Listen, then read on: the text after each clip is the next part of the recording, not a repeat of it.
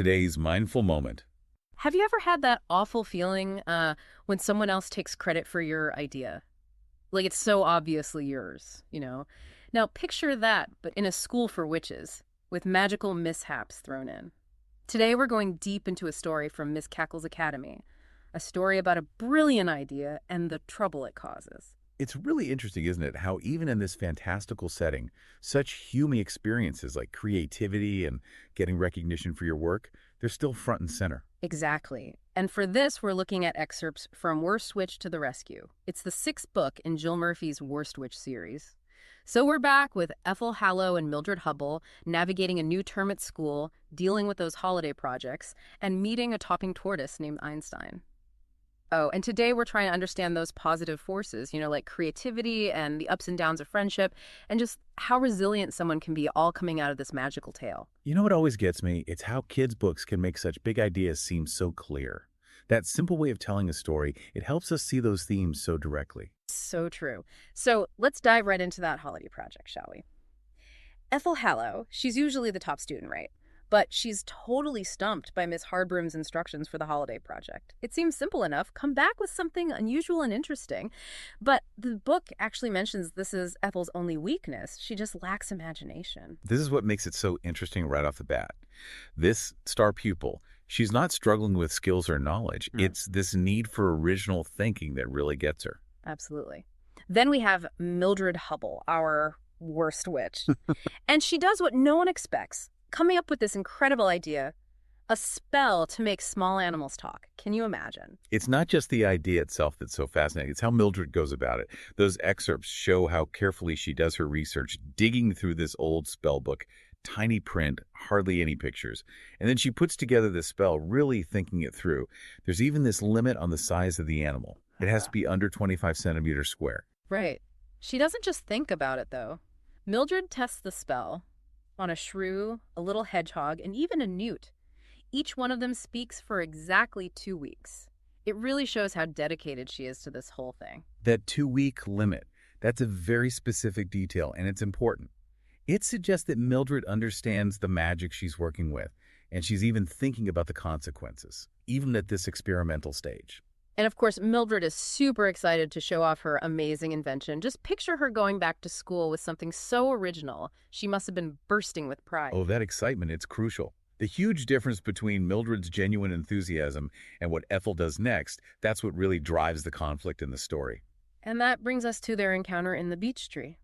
Ethel's still trying to figure out her project when she bumps into Mildred, who's, supposedly resting after rescuing her cat, Tabby. It's a nice touch that they mention how hard it is to keep cats on broomsticks.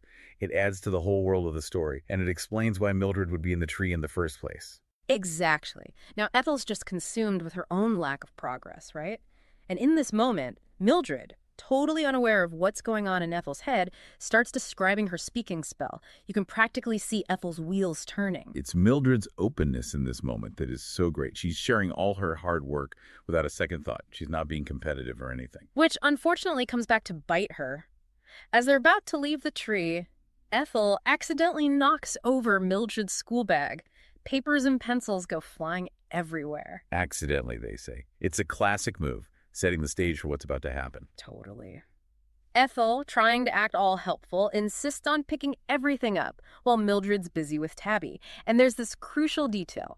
The book makes sure we see that Mildred's special blue folder, the one with her spell, is right there when Ethel gives the bag back. It's a little hint, and we know it's going to be important later. That visual cue, oh, it's essential. It's not just about the drop bag. It's about how Mildred's idea, her intellectual property, is being taken without her even realizing it. Now, we jump ahead to their first day back at school. Mildred is so happy you can tell she can't wait to show off her project. That energy is infectious. It really shows how much this means to her, especially because, she has a history of things going wrong with her magic. Totally.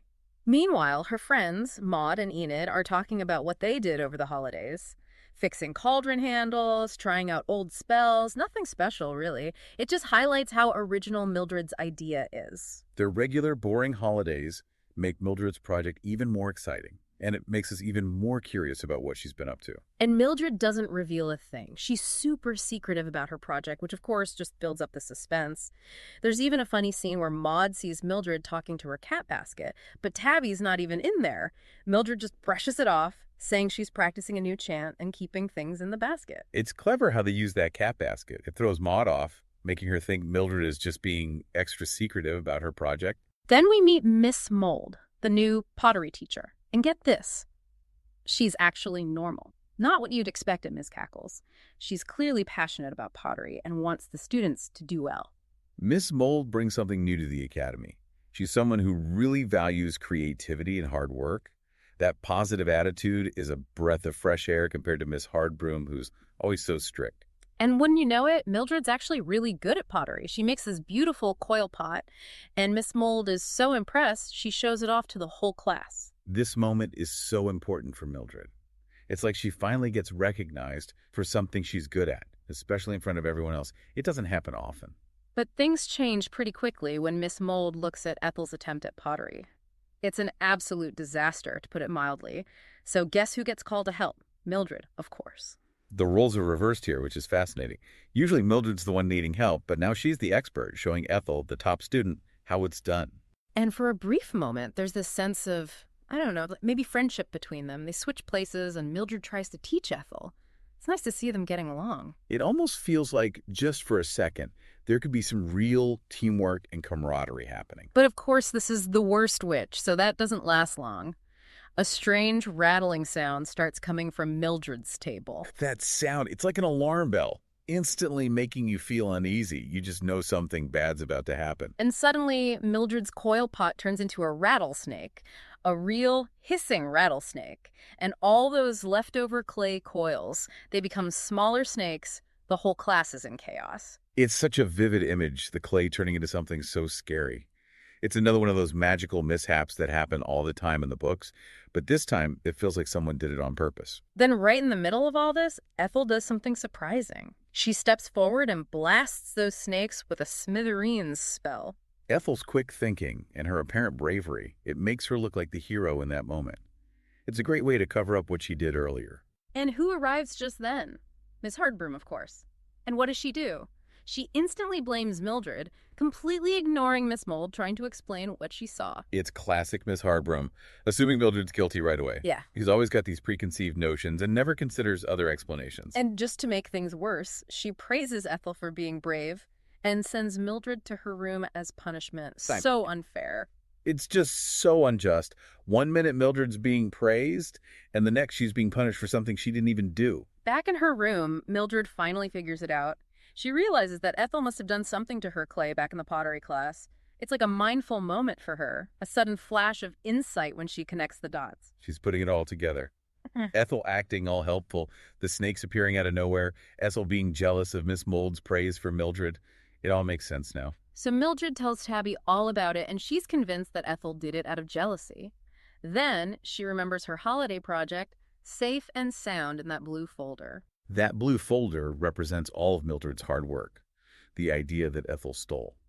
Maud and Enid come to see her, but they don't really believe Mildred when she says Ethel's behind it all.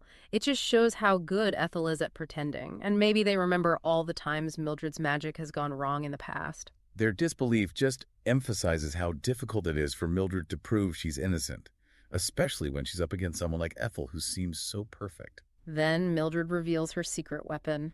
Hidden in the cat basket is a tortoise named Speedy. Speedy. He's the turning point of the story.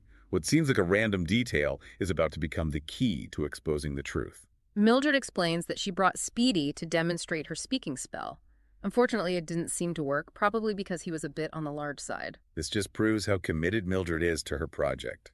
She even brought a live animal to show everyone what the spell could do. And then, a tiny, raspy voice speaks up.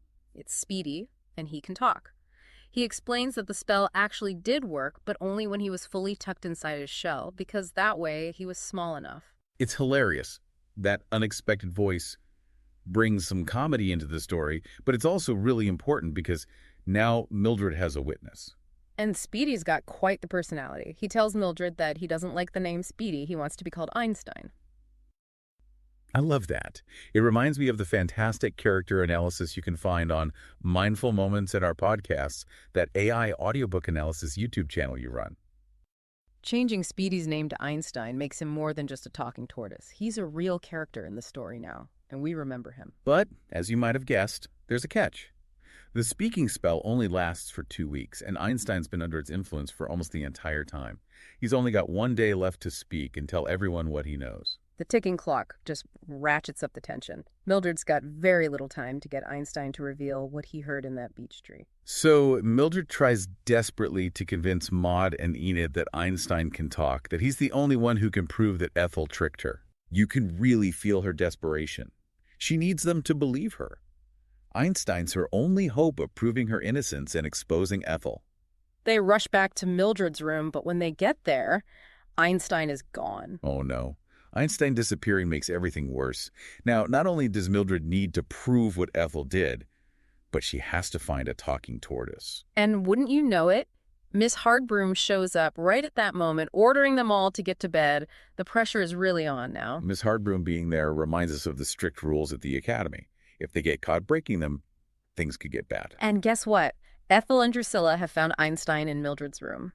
It's here that we see Ethel's true colors. She admits to Drusilla that she planned the whole thing, knocking over Mildred's bag, stealing her spell, even copying it word for word and leaving blank paper with smiley faces in its place, and then casting that snick spell on Mildred's pottery, all because she was jealous and didn't have a project of her own. We suspected it all along, and now it's confirmed. Ethel is the villain in this story, and she was so calculated. That's what's shocking. Then, Ethel overhears Mildred telling Maud and Enid about how Einstein can only talk for a little while longer. This gives Ethel a new, devious plan. She decides to hide Einstein for 2 whole days, just long enough for the spell to wear off. That way, he can't say a word about what she did. Ethel's smart, but she's using it for bad. She not only steals the idea, she actively tries to silence the one witness who could expose her. So Ethel and Drusilla put Einstein in a box with a toad named Cyril, their plan. Hide him in a hollow pine tree, far away from the school. Hiding him so far away shows they're serious about keeping Einstein out of reach for as long as possible. But Einstein's terrified of heights. He tells them how dangerous it is for tortoises to fall. He's really worried. This shows a different side to Einstein. He's not just a talking tortoise, he's also vulnerable. It makes us want him to be rescued even more. And then Einstein does something really smart. He asks Cyril the toad to help him. He begs Cyril to find Mildred and tell her where he is. It's amazing. These two creatures, who seem so insignificant, team up to help each other. It's a turning point in the story. And Cyril, bless his little heart, agrees. He somehow manages to get out of the box. What an unlikely rescue team. Cyril's willingness to help, even though he's just a toad, reminds us that help can come from unexpected places. Back at the school, Mildred's worried sick about Einstein. There's even a storm brewing outside. And then Cyril, our little hero, finally reaches her door. The storm adds to the drama. Mildred has to find Einstein, and now she's got to do it in a hurry. Tabby, always on alert, notices the tiny toad and lets Mildred know he's there. And there he is, Cyril, with Einstein's message. He's trapped in that hollow pine tree outside the school gates. Cyril delivering the message is a huge breakthrough for Mildred. Now she knows where Einstein is, and she can finally start planning a rescue. So there you have it. Mildred's amazing idea gets stolen, but in the end, she finds an unexpected ally, a talking tortoise. This story shows that real creativity and staying true to yourself can win in the end, even when things are tough. We see the importance of friendship, sticking by your friends, even when you have doubts. And Mildred, she never gives up. And that talking tortoise, well, he reminds us that sometimes the most helpful and insightful creatures are the ones we least expect. What I find really powerful is how the story doesn't try to pretend that everything is easy, there's jealousy, there's deceit, but it shows that you can overcome those things with inner strength and sometimes a little help from unexpected friends. Exactly. It makes you think, doesn't it? What amazing things might we discover if we paid more attention to those quieter voices around us and didn't judge things by how they appear? It's all about being more aware, being more mindful, and realizing that even the smallest details can be important. If this journey into the world of the worst witch has left you wanting more, make sure you subscribe and tell your friends. You can get the book and dive deeper into Mildred's wild adventures using the link in the show notes. And most importantly, keep thinking critically about the stories you encounter and what they're really trying to tell us.